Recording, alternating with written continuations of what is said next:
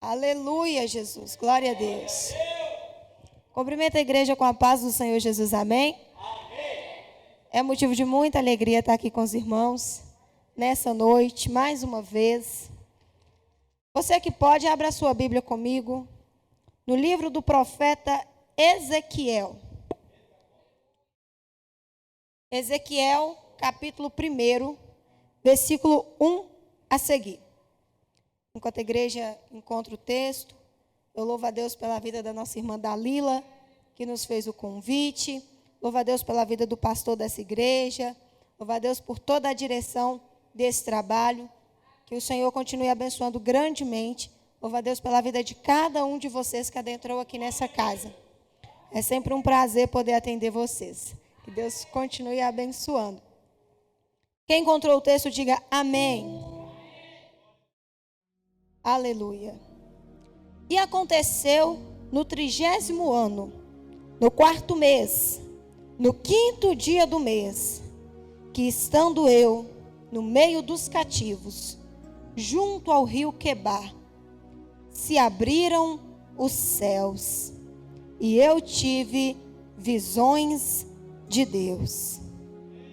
No 5º dia do mês, no 5º ano do cativeiro do rei Jeoaquim, veio expressamente a palavra do Senhor a Ezequiel, filho de Buzi, o sacerdote, na terra dos caldeus, junto ao rio Quebar.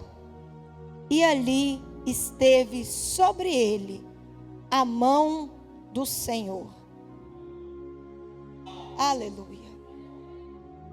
Senhor Deus Pai querido e amado, mediante a Tua palavra, ó Deus, eu reconheço a minha insignificância, Pai, e te peço, fale conosco. Sei que sou a mais improvável e a mais insignificante aqui nessa casa, e sou inteiramente dependente de Ti.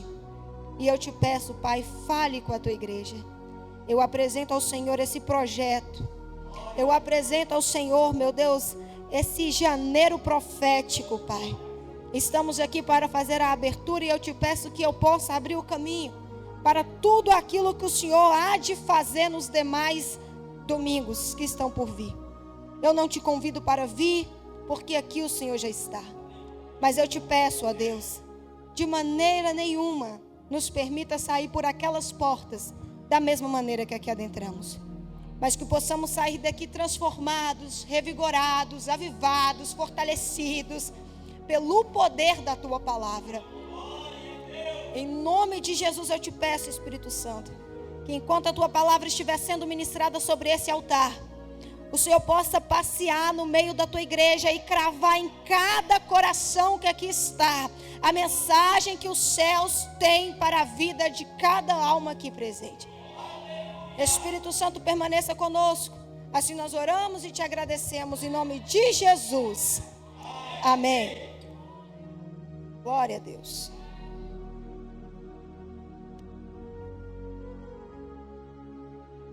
Irmãos, enquanto eu buscava da parte de Deus um texto para compartilhar com vocês nessa noite, algo sobre avivamento, o Senhor me trouxe até esse texto, uma mensagem que tem muito a nos ensinar. Ezequiel, o profeta Ezequiel. Quando Ezequiel nasce, segundo a história, já havia 4 anos que havia um profeta em Jerusalém. Esse profeta tem por nome Jeremias. Já tinha 4 anos que Jeremias profetizava em Israel quando Ezequiel nasce. E Ezequiel cresce num contexto onde Jeremias é o pregador. E aqui eu já aprendo uma lição. enquanto a geração de Jeremias profetiza, vai sendo forjada a geração de Ezequiel. Ei, enquanto a geração de Jeremias profetiza, Ezequiel vai crescendo. Enquanto a geração de Jeremias profetiza, a geração de Ezequiel vai crescendo.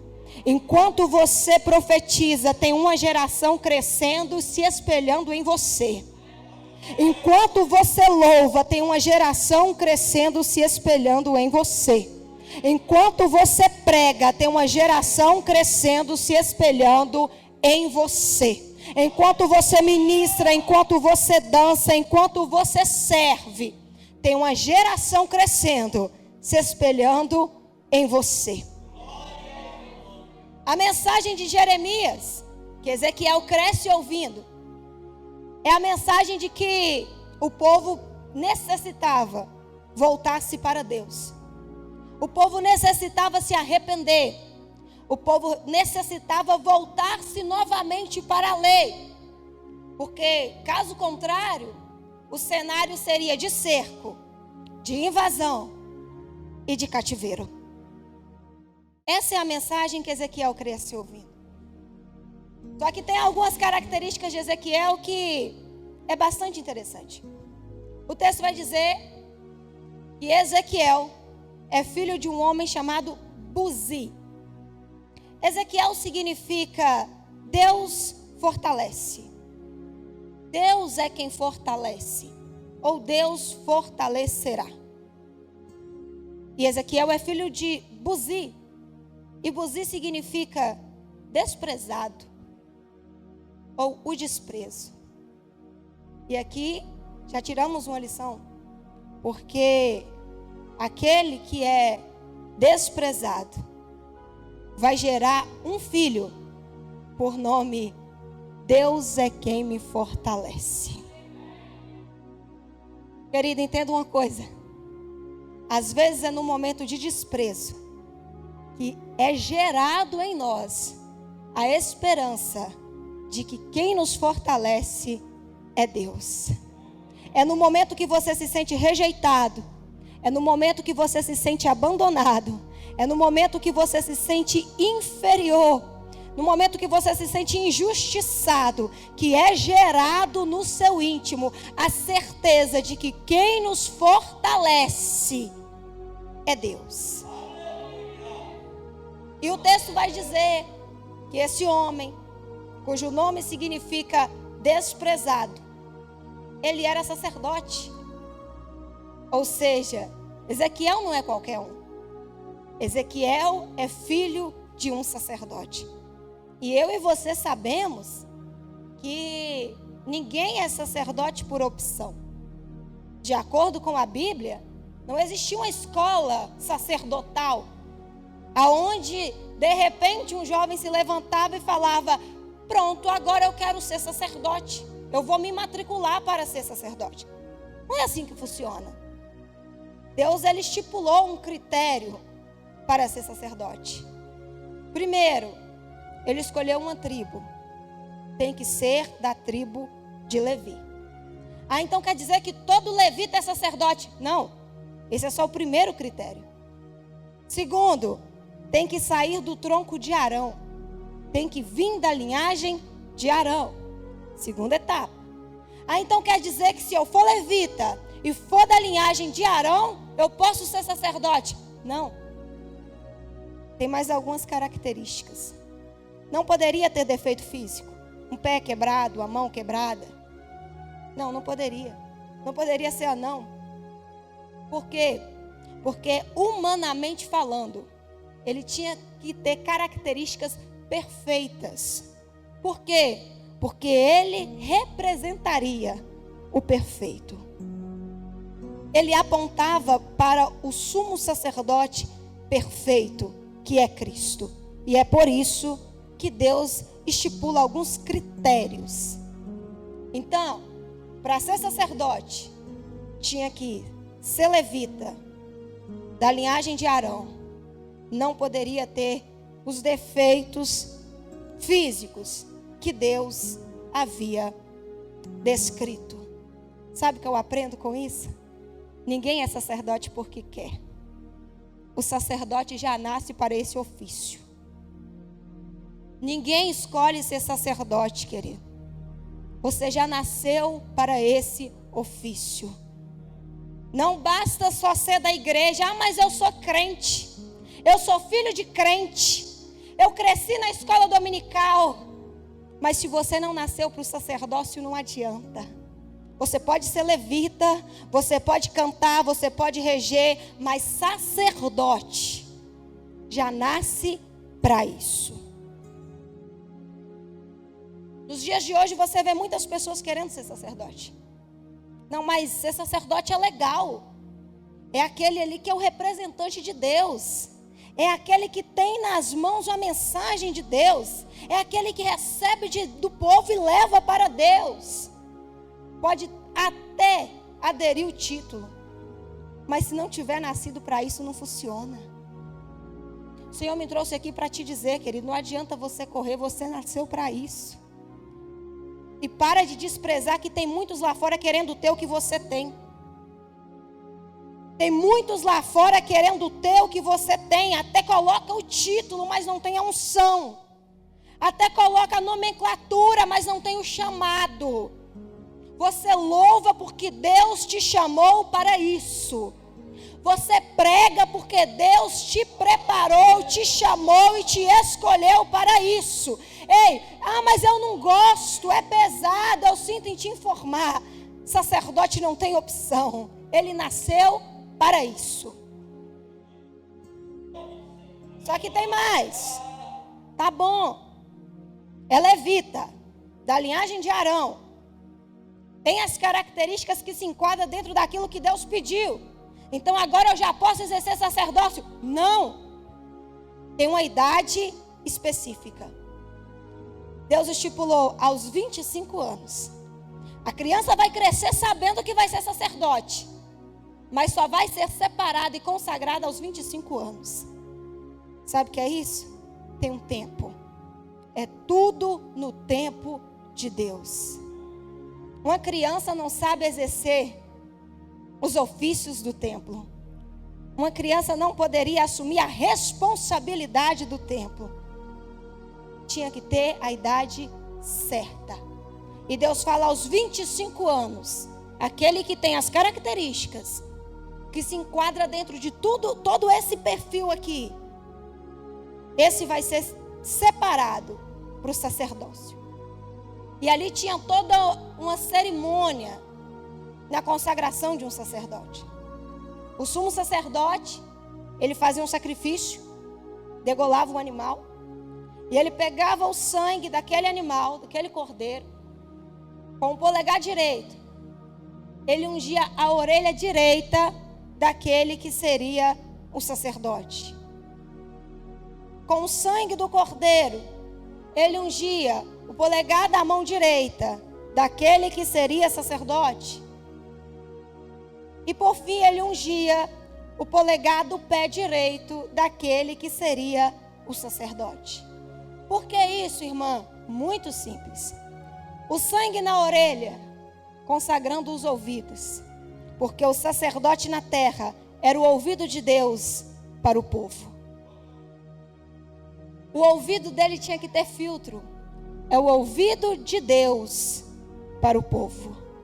Não poderia estar ligado à fofoca. Não poderia estar ligado a qualquer conversa. Era o ouvido de Deus no meio do povo. A mão direita era consagrada com sangue, por quê? Porque o sacerdote era separado para cuidar das coisas santas. O sacerdote era o único que poderia tocar nas coisas do templo que eram santas. Logo, se o que ele toca é santo, a mão tem que ser santa também. Se aquilo que ele opera é santo, a mão que faz tem que ser santa também. E por fim, por que consagrar o pé? Por que era ungido o pé? Muito simples. A única pessoa que tinha acesso ao lugar mais desejado daquela época era o sumo sacerdote. O lugar que todos queriam, mas nem todos poderiam. Muitos almejavam, mas nem todos eram dignos.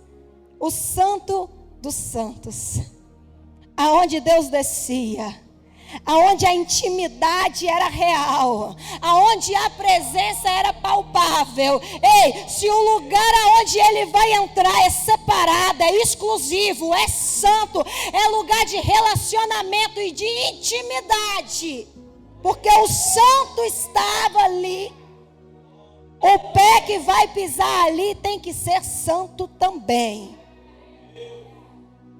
Não basta só ter chamado, querido. Tem que ser consagrado. E é por isso que tem um tempo certo. Deus não vai te colocar para exercer ofício de qualquer maneira. Antes Ele vai santificar os seus ouvidos. Antes Ele vai santificar as tuas mãos. Antes Ele vai santificar os teus pés. Para você não emprestar o seu ouvido a qualquer conversa fiada. Para você não sair colocando a sua mão aonde não deve. E para você não pisar em lugares indevidos. Você é representante de Deus nessa terra. Você não é qualquer um. Só que tem um detalhe. Tinha todo esse processo que eu acabei de falar com vocês. Aí você fala, agora ele vai assumir. Não. Só poderia assumir aos 30 anos. Ele era separado aos 25. Mas só poderia assumir aos 30. Por que, irmã? Porque era necessário. Você já parou para analisar o ofício de um sacerdote no Antigo Testamento? Você já parou para analisar a carga que estava sobre o sacerdote e a responsabilidade que ele carregava no Antigo Testamento? O sacerdote, ele tinha que ter conhecimentos veterinários. Por quê? Porque naquela época o Calvário ainda não havia sido consumado. Logo, o sacrifício e a expiação do pecado do povo era feita através de animais, de sacrifício de animais. Só que Deus havia estipulado como deveria ser esse sacrifício. E Deus havia designado que tipo de animais poderiam ser levados ao templo. Não poderia ser qualquer animal. Não poderia ser de qualquer jeito. O animal não poderia ter nenhuma imperfeição. O animal não poderia ter nenhuma infecção. O animal não poderia ter nenhuma doença. Por quê? Porque era uma representação do perfeito. Logo, o sacerdote, ele era incumbido da missão de analisar os animais que eram trazidos para o altar. Por quê? Porque se ele recebe um animal doente e oferece no altar em sacrifício a Deus, ele iria sofrer as consequências. Ele iria sofrer a penalidade. Então ele tinha que conhecer, tinha que saber analisar um animal. Ele tinha que entender disso. Ah, mas era só isso? Não, não era só isso. O sacerdote também tinha que ter conhecimentos medicinais. Por quê? Porque naquela época, a lepra era considerado uma maldição. E quem pegava a lepra tinha que ficar fora do arraial. E existia pelo menos 30 tipos de lepras diferentes. E sabe quem é que dava o diagnóstico? O sacerdote. Sabe quem analisava se a pessoa tinha sido curada ou não? O sacerdote. É por isso que no Novo Testamento você vai ver Jesus curando 10 leprosos e vai dizer, não conta a ninguém, vai se apresente ao sacerdote. Porque quem dá o aval se está curado ou não, é ele. O sacerdote tinha que ter um conhecimento medicinal para saber quem está puro e quem não está. O sacerdote tinha que ter uma preparação adequada para saber quem está puro e quem não está. Quem está limpo e quem não está. Quem pode ficar no meio do arraial e quem precisa ficar separado. Para saber quem pode estar em comunhão e quem não está em comunhão. Para saber quem faz parte do corpo e está apto para servir. E saber quem não está adequado, com uma vida adequada para poder estar servindo. Só isso? Não. O sacerdote também tinha que conhecer de leis civis. Por quê? Porque era ele quem dava a sentença para o povo. Em caso de adultério, em caso de assassinato, em caso de furto, qualquer tipo de crime que acontecia no meio do povo, sabe quem dava a sentença? Ou inocentava, ou condenava? O sacerdote. Olha o tamanho da responsabilidade que um sacerdote carregava. Aí eu te pergunto, poderia assumir de qualquer maneira? Então, o que é que ele faz dos 25 aos 30? Ele estuda, ele se prepara para assumir aos 30. Ah, irmão, não estou entendendo porque você está falando isso, eu vou te explicar. Sabe por que Deus fez a promessa há tanto tempo e até hoje você não está vendo nada acontecendo? É Ele te dando tempo para você preparar. O Senhor me trouxe aqui para te dizer, ei, o que eu separei para você é tão grande. O que eu designei para a sua vida é tão forte, é tão grande. O projeto que eu confiei em tuas mãos é tão grande que essa é a razão para você ainda não ter visto se concretizar. Eu estou te dando tempo para você se preparar. Quer pregar? Então vai estudar. Começa a orar, levanta na madrugada, pede revelação do texto, pede Deus para te ensinar. Quer cantar, mas eu já tenho voz bonita, só voz bonita não é suficiente. Começa a buscar de Deus a unção, a graça, a virtude, o poder. É assim que nasce um avivamento. Quer ser o canal por onde começa o avivamento? Quer impactar uma geração? Então começa a se preparar. Deus não usa vaso de qualquer maneira, querido. Deus não vai confiar a você um projeto grande se você não estiver apto para tal.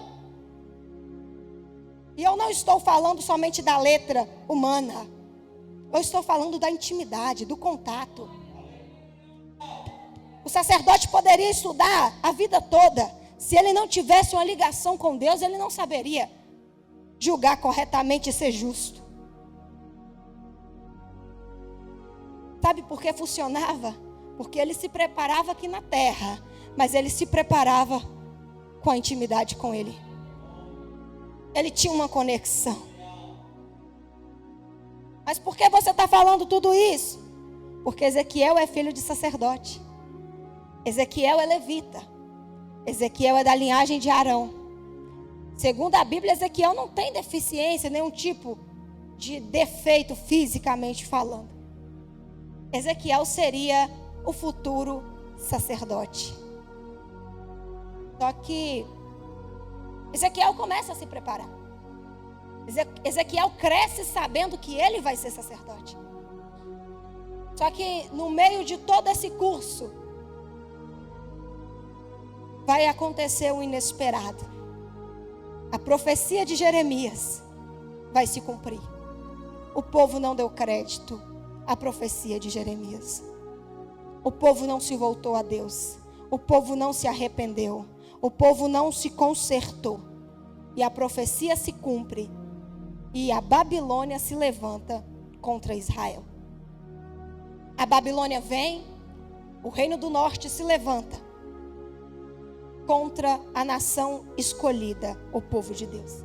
E na primeira leva, o texto vai dizer que vai levar os nobres, os cultos, os jovens, os eruditos. Ele pega e leva para a Babilônia. Ezequiel fica. Ainda há uma esperança. Ezequiel continua se preparando. Isso mostra que Ezequiel é filho de sacerdote, vem de uma linhagem sacerdotal, mas não era tão nobre assim. Não era do palácio, porque ele ficou. E Ezequiel está se preparando. E o povo continua pecando. De repente o texto vai dizer que agora Nabucodonosor se levanta pela segunda vez. E ele volta a Jerusalém. E dessa vez ele vai levar 10.000 homens, os fortes. Ele vai levar tudo que tem. Ele destrói a cidade e leva 10.000 homens nessa segunda leva. E é nessa segunda leva que é levado Ezequiel.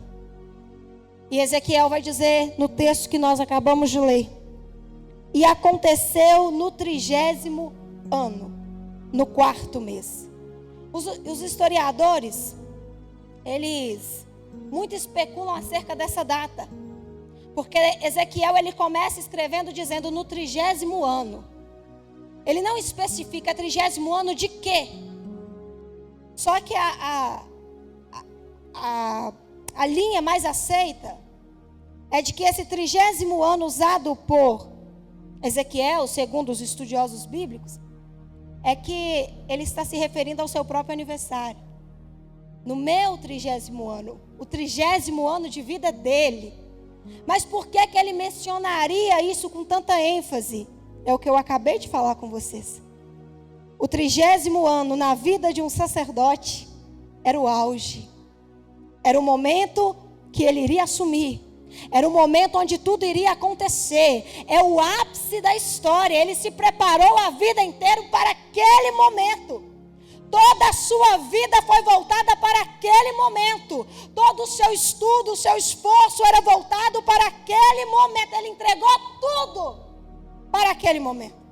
E ele vai dizer no 30º ano, quando chegou o momento, na hora certa, eu estava às margens do rio Quebar, junto com o povo, os cativos, na Babilônia. Sabe o que é isso? De repente, o contexto pode mudar. Alguém que se preparou a vida inteira, que estudou, que se encheu de conhecimento.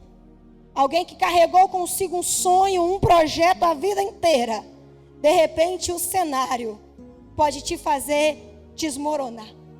Porque aquele que tinha conhecimento para exercício do sacerdócio, agora está em um lugar que nem templo tem. Ele não vai para o palácio como Daniel. Ele está no meio do povão. Ele não vai adquirir mais conhecimento na Babilônia, no meio dos nobres, não. Ele está no meio do povão, amassando barro.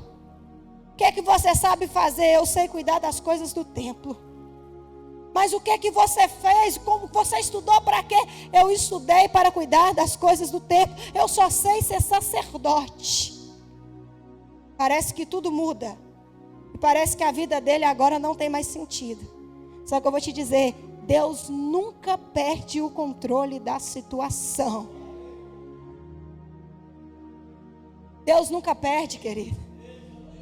Ezequiel investiu todo o seu conhecimento para assumir o sacerdócio.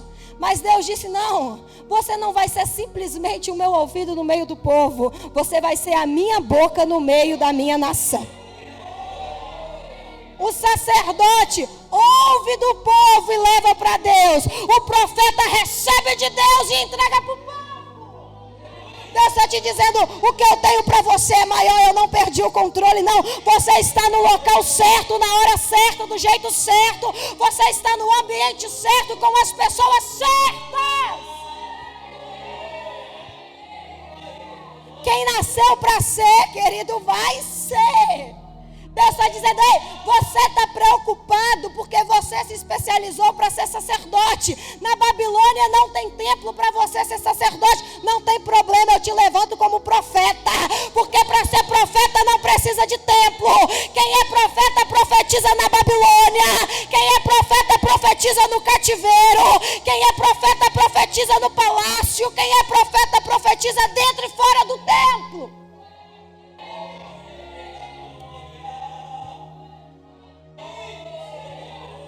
Aleluia. Deus não perdeu o controle. Deus sabe que Ele te chamou. Deus sabe que Ele te separou. E Ele sabe das promessas que Ele fez para a sua vida. E nessa noite Ele me trouxe para te dizer, não perdeu a situação. Ele não perdeu a situação. O cenário era caótico. O cenário é de exílio. O cenário é de sofrimento. Mas Ezequiel está no meio do povo. E eu gosto desse contexto, sabe por quê? Porque são 3 pessoas, 3 profetas contemporâneos um do outro. Jeremias, Ezequiel e Daniel.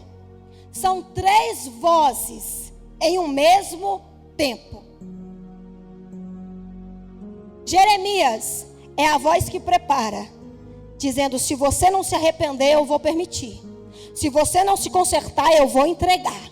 Se você não se voltar, se você não se humilhar, eu irei permitir. O povo não deu ouvido à primeira voz. Aí Deus cumpre o que ele falou. E vem, pega o povo e leva cativo. Aí tem duas vozes dentro do cativeiro. Sabe o que é isso? Tem Jeremias para alertar. Se você não se consertar, vai dar ruim. Se você não se converter, se você não se voltar, vai passar por prova. O negócio vai estreitar. Aí você não deu ouvido, a situação apertou. O negócio ficou feio. Deus está dizendo: não tem problema não. Eu mando para a prova, mas eu vou junto com você. Está no cativeiro, mas Ezequiel está no meio. Ah, mas no palácio não tem problema. Tem voz de Deus dentro do palácio também. Mas e o povão? Daniel está no palácio profetizando para os nobres, mas e o povão? Não tem problema.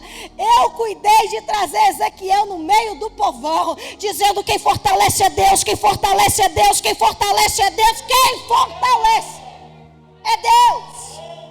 Aleluia. Ezequiel está no meio do povão, o cenário é caótico, o cenário é de exílio, de cativeiro. E ele vai dizer: no 30º ano, no meu aniversário, o ano que eu me preparei a vida inteira para ver chegar, agora estamos no 4º mês, no 5º dia, estando eu no meio dos cativos, junto ao rio Quebar. Ou seja, o cenário era totalmente adverso daquilo que eu mentalizei a minha vida inteira. Mas nesse momento de cenário improvável, de caos, de tristeza, de exílio, aconteceu uma coisa. O que é que aconteceu, Ezequiel? Os céus se abriram e eu recebi visões de Deus. O cenário era improvável, mas eu estava em paz. O cenário era de cativeiro, mas eu estava em paz. E as circunstâncias eram improváveis, mas eu estava em paz. Ei, querido, entenda uma coisa. Tem uma profecia para a nossa nação acerca de um avivamento, você sabia? Mas para que haja avivamento é necessário caos. Para que haja avivamento é necessária confusão. Deus não vai mandar um avivamento com um povo acomodado. Tem que vir o caos para despertar o povo. É no meio do caos que os céus se abrem. E Ezequiel tem visões. Aleluia. E nos momentos mais cruciais da história, esse advento acontece. Lembra de Isaías? O momento era de desespero. O rei justo morreu, por nome Uzias. O povo estava sem governo. E o povo já pecava com Uzias no trono. Sem Uzias, então, o que vai ser do povo? E Isaías adentra no templo à busca de resposta. Ele quer saber de Deus o que vai acontecer com o povo. E ele vai orar, porque o trono está vazio. Ele vai orar porque o povo está sem governo. E quando Isaías adentra no templo, acontece o mesmo que aconteceu com Ezequiel. Os céus se abrem. E ele diz: eu vi no ano em que morreu o rei Uzias, eu vi o Senhor assentado sobre um alto e sublime trono. Aleluia. Quando o cenário em Israel era de crise, a nação estava dividida. Metade acreditava no que Elias falava. Outra metade cedia aos ensinamentos de Jezabel e cultuavam a Baal. E eles não sabiam discernir qual é o certo e qual é o errado. Qual é o Deus verdadeiro, o Deus de Elias ou é Baal? Elias sobe ao monte e ora a Deus. Os céus se abrem e Deus responde com fogo. Vamos para o Novo Testamento. O primeiro mártir da história, um jovem por nome Estevão, cheio do Espírito Santo, se levanta e começa a pregar um sermão de 63 versículos. E o sermão de Estevão nada mais é do que o Filho de Deus, o Filho que Deus enviou, vocês crucificaram. E ele morreu por amor a nós. O sermão incomoda. Eles arrancam Estevão e falam: para de pregar. E quanto mais constrangiu Estevão, mais forte ele pregava, com mais veemência ele pregava, mais ele se doava. Ei, querido, isso é avivamento. É quando você está disposto a se doar para o reino.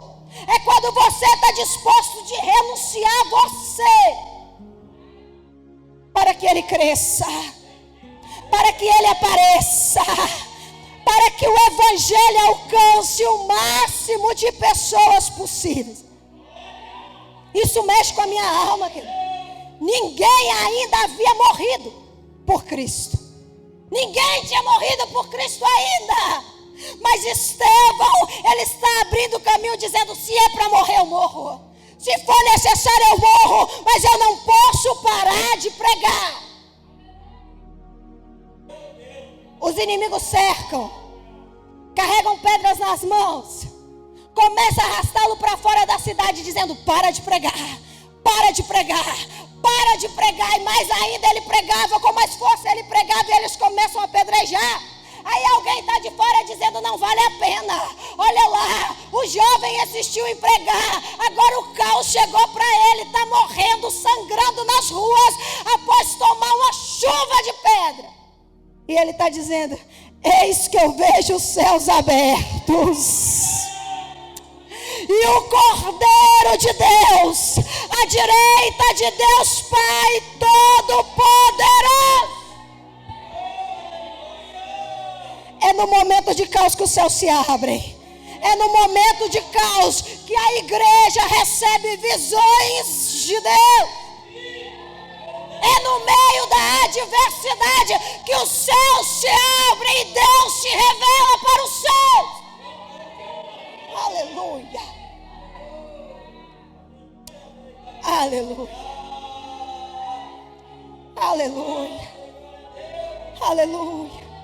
Quanto mais a situação estreitar, querido, ore com mais força, clame com mais fervor, porque esse pode ser o cenário específico para os céus se abrirem sobre a sua vida. Talvez esse seja o cenário perfeito para que você receba visões de Deus.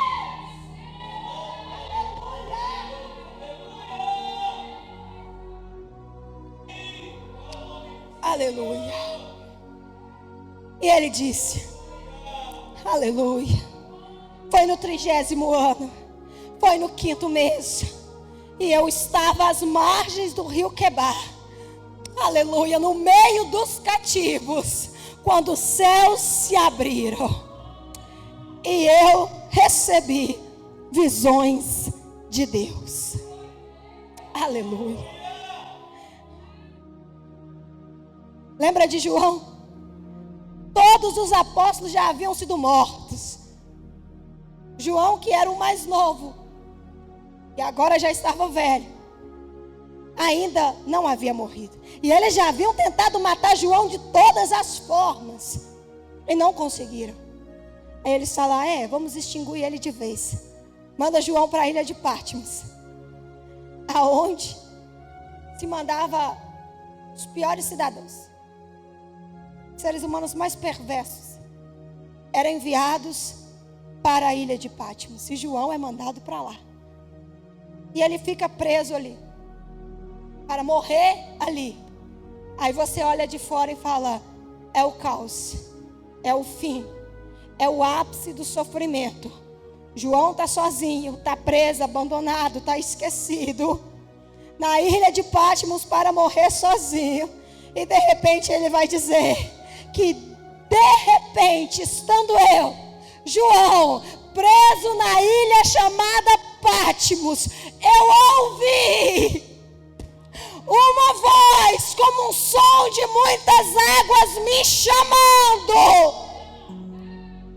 E ele me mostrou, aleluia, as coisas que haveriam de acontecer. Ei, querido, foi no momento improvável, no pior momento da vida de João, que Deus falou: vem cá, João, que eu vou te mostrar o que homem nenhum viu. Eu vou te revelar as coisas que ainda irão acontecer. E João viu o trono, João viu o cordeiro, João viu o livro, João viu os selos. Ei, querido, João viu o céu do lado de Deus. Aleluia. É no momento improvável. É no momento improvável que os céus se abrem sobre a sua vida. Aleluia. E os céus se abriram para Ezequiel. Aleluia. Oh, aleluia. E Ezequiel vai profetizar para o povo. E eu gosto das profecias de Ezequiel. Pensa nas profecias diferenciadas. Pensa nas visões específicas. Quando você começa a ler o livro de Ezequiel, você fala: meu Deus. Ezequiel começa a descrever o que ele viu. Ele está dizendo: no momento improvável, o céu se abriu e eu recebi as visões. Que visões? E ele começa a descrever. E eis que ele viu uma roda grande e uma roda pequena. E a roda grande entrava dentro da roda pequena. E essas rodas rodavam de um lado para o outro. Roda cheia de olhos. E essas rodas rodavam de um lado para o outro. De um lado para o outro. E aí quando você começa a ler aquilo ali de primeiro modo, você fala: o que é isso? O que significa isso? Mas quando você pega o contexto, você compreende. Eram rodas girando sem um destino certo, mas rodava de um lado, rodava de um outro. Aonde elas iam, elas permaneciam rodando.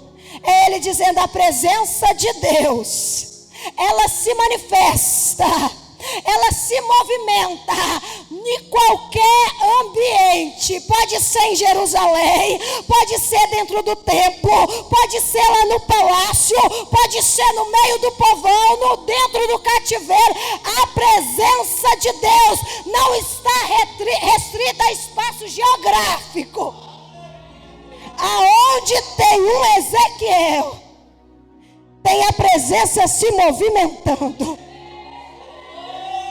Aonde tem a presença de Deus, ei, querido, o lugar fica agradável. Eu não estou no santo do santo, eu não estou exercendo o ofício do sacerdócio, eu estou no cativeiro, mas a presença está comigo e está tudo bem. Aleluia. O meu nome pode não estar destacado nos cartazes dos congressos mais importantes, mas se eu estou numa igrejinha sem placa e a presença está comigo, já é suficiente. Independente do cenário, se a presença está, o lugar está agradável. Aleluia. Aleluia. Ezequiel vai descrever também que ele recebe uma visão e ele enxerga algo como uma espécie de tempestade. Tinha raios, trovões, e no meio dessa tempestade saía o arco que reluzia, o arco celeste. E essa aparição desse arco vai ser destacada, mencionada na Bíblia somente em 3 contextos. O primeiro é pós-dilúvio, que Deus mostra para Noé. Passou a tempestade, acabou-se a tempestade. Deus mostra para Noé o arco, e ele diz: esse é o meu arco, como prova que eu não irei destruir mais a humanidade com dilúvio. É a aliança, o arco. Depois você vai ver esse arco Deus mostrando para João, lá no Apocalipse. E no Apocalipse João vai ver esse arco, que vai anteceder os raios e os trovões. Ou seja, o arco está antecedendo a tempestade. Mas Ezequiel vê o arco, é no meio da tempestade. Alguém já entendeu?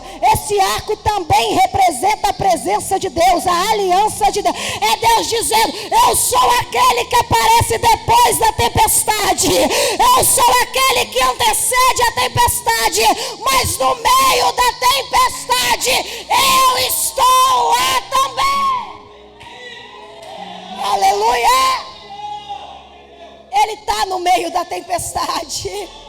Ele é aquele que antecede a luta. Ele é aquele que está com você depois da luta. Mas Ele também é aquele que passa a luta com você. E é por isso que Ezequiel significa: Deus fortalecerá. Ezequiel é a presença de Deus no meio da tempestade, dizendo: vai passar, vai dar certo, eu estou contigo, você não está sozinho. Aleluia.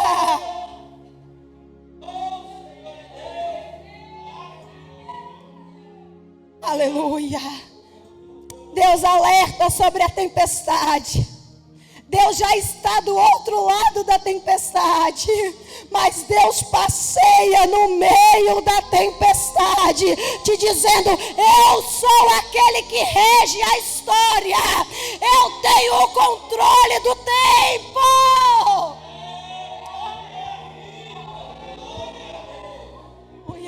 O curso da humanidade está nas mãos dele, querido.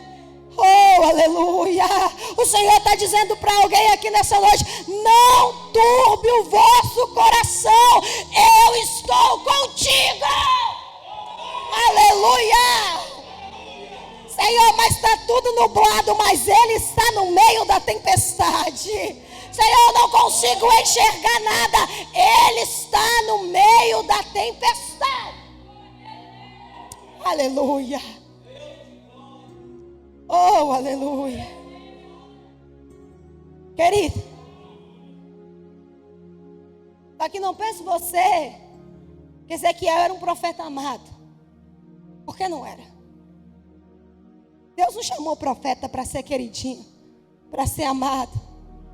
Deus chamou o profeta para pregar a verdade, para anunciar, para advertir.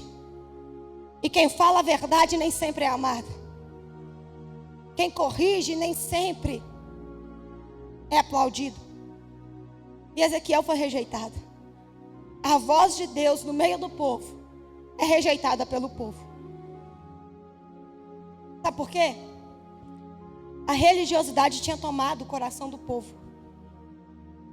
Quando Jeremias profetiza, eles não dão crédito à profecia de Jeremias, porque eles têm o templo. Deus permitiu que o templo fosse criado para ele receber adoração. Só que o povo estava adorando mais o templo do que Deus. E o povo não estava dando ouvido para o que Deus estava falando, porque a esperança deles estava no templo. E Deus permite que o rei se levante, Nabucodonosor, e leve o povo cativo. E levou a primeira leva. Ah, mas foi só os nobres. Está tudo certo. Levou a segunda leva. E dessa vez foram 10.000, como eu falei para vocês. Só que os falsos profetas foram juntos. Nessa leva de 10.000 tinha Ezequiel, que era a voz de Deus. Mas tinha os falsos profetas no meio. E os falsos profetas convenciam o povo de que o cativeiro ia ser passageiro. Não vai durar 70 anos. Daqui a pouco acaba. Daqui a pouco passa. Daqui a pouco nós vamos voltar. Não é verdade. Não dê crédito para isso. E ficava disseminando uma falsa profecia no meio do povo. E Ezequiel combatendo. E Ezequiel dizendo: vamos ficar 70 anos. E o povo não dava crédito. Porque a esperança do povo era o templo. Não, nós estamos na Babilônia, mas o templo está de pé em Jerusalém. Nós estamos na Babilônia, mas o templo está de pé em Jerusalém. Aí Ezequiel começa a profetizar a queda do templo. E ele diz: vai cair, vai derrubar. Ezequiel começa a fazer uns atos proféticos. E ele faz um buraco na parede num dia à noite e sai carregando as coisas, correndo da sua própria casa, dizendo: assim acontecerá. com os habitantes de Jerusalém. Irão fugir no meio da madrugada, porque os inimigos irão invadir. E o povo não dava ouvido. Aí outro dia ele se amarrou em cordas, no meio das cinzas, dizendo: assim ficarão os sacerdotes de Jerusalém, quando o templo for destruído. E o povo não dava ouvido. Zombava das profecias de Ezequiel. Riam-se dos atos proféticos de Ezequiel. Até que se um dia chega a terceira leva de cativos, Nabucodonosor volta a Jerusalém pela terceira vez. E dessa vez ele leva tudo. Ele derruba o templo. Ele prende os sacerdotes que também estavam negligenciando o altar do Senhor. Ele queima os portões da cidade. Ele derruba os muros e deixa Jeremias chorando nos escombros da cidade, dizendo: eu avisei. Eu avisei. Aleluia. Vai ter Jeremias que vai chorar dizendo: eu avisei, ao ver os escombros da cidade caída. Aleluia. O povo chega na Babilônia, a terceira leva. E os 10.000 que foram com Ezequiel não se importa com a profecia, porque vai ser passageiro o cativeiro. Daqui a pouco a gente volta, o altar está de pé, o templo está de pé. Aí chega a terceira leva, o que sobrou em Jerusalém, dizendo: Jerusalém já não existe mais. Derrubaram os muros, queimaram os portões, destruíram o templo, amarraram os sacerdotes. Não existe mais Jerusalém. Naquele momento, a esperança do povo morre. A esperança deles estava atrelada ao templo. E chega a notícia: não existe mais templo. Ei, querido, não atrele a sua fé e a sua adoração ao templo. O templo pode até se perder, podem até derrubarem as paredes, mas a presença continua. O povo perde a esperança por saber que os muros de Jerusalém estão caídos e que o templo já não existe mais, enquanto tem a voz de Deus no meio deles, profetizando, consolando e confortando aquele povo através de Ezequiel. Não se atrele ao físico, mas à presença. O povo perde a esperança. E aquele povo que não ouvia a profecia de Ezequiel, porque dizia: daqui a pouco a gente volta, daqui a pouco tudo volta ao normal, daqui a pouco iremos de volta para Jerusalém, isso não vai dar em nada. Agora muda o discurso e diz: nós vamos morrer aqui. Deus nos abandonou, o Senhor esqueceu de nós, o nosso nome será apagado na história. E eu amo o livro de Ezequiel por isso. Ezequiel tem 2 tons na profecia. Primeiro ele diz: arrependei-vos, entenda que vocês vão ficar aqui 70 anos, não vai ser passageiro, converta-se ao Senhor, o templo vai ser destruído. Primeiro ele é rígido, ele é forte. Só que quando ele vê o povo perdendo a esperança, quando ele vê que o povo acha que Deus os abandonou, a profecia dele muda.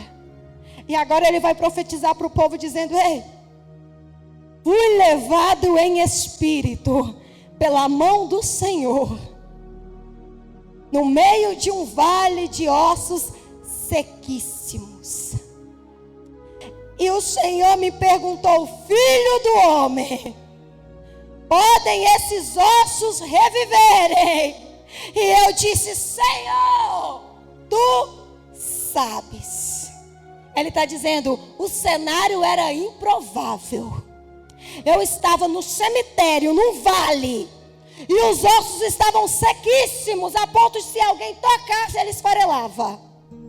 Mas o Senhor me perguntou: podem viver? E eu disse: Senhor, tu sabes. Ele está dizendo: se o Senhor quiser, eles vivem. Se o Senhor quiser, eles voltam à vida. E Deus gosta da resposta dele. E ele diz: filho do homem, então profetiza. Aleluia. E ele vai dizer: enquanto eu profetizava, aconteceu um reboliço, um vento assoprou no meio do vale, e os ossos começaram a se movimentar, e começou a se juntar osso com osso, até formar o esqueleto. Quando se formou o esqueleto, começou a nascer tendões, nervos, carne e pele. O corpo foi revestido. Aleluia. Aleluia. E Deus disse para ele: agora profetiza, porque o meu Espírito vai entrar. Profetiza o Espírito.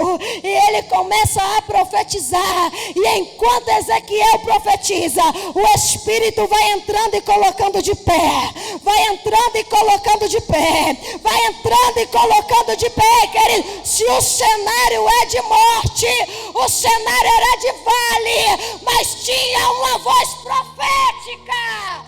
E enquanto Deus falava, porque profeta é boca de Deus na terra, então o que o profeta fala é a palavra de Deus. Então, enquanto a palavra de Deus no vale, tem o Espírito entrando e colocando de pé, entrando e colocando de pé, querido. Enquanto a palavra de Deus está sendo anunciada nessa noite, tem o Espírito passeando, entrando e colocando de pé, entrando e colocando de pé, entrando e colocando de pé.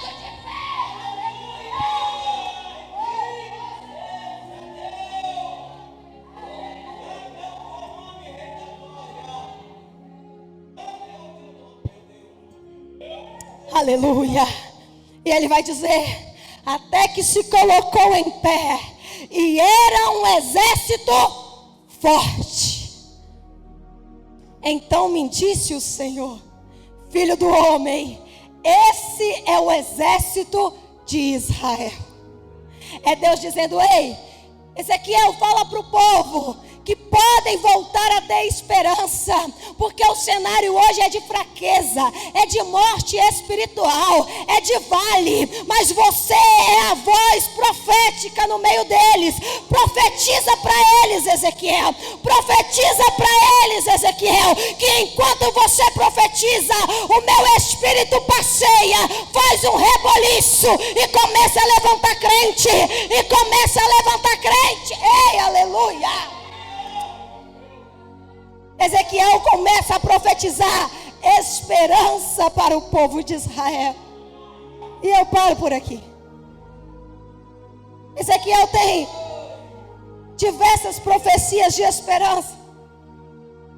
Só que quando chega no último capítulo de Ezequiel, ele traz a mensagem que alegra o coração do povo. Porque o povo perde a esperança dizendo: Deus nos abandonou e nós vamos morrer aqui. E Ezequiel fala: não vai morrer, vai ser só 70 anos. Observa que o tom da profecia muda. Enquanto o povo está dizendo: o cativeiro é passageiro, Ezequiel fala: não, é 70 anos.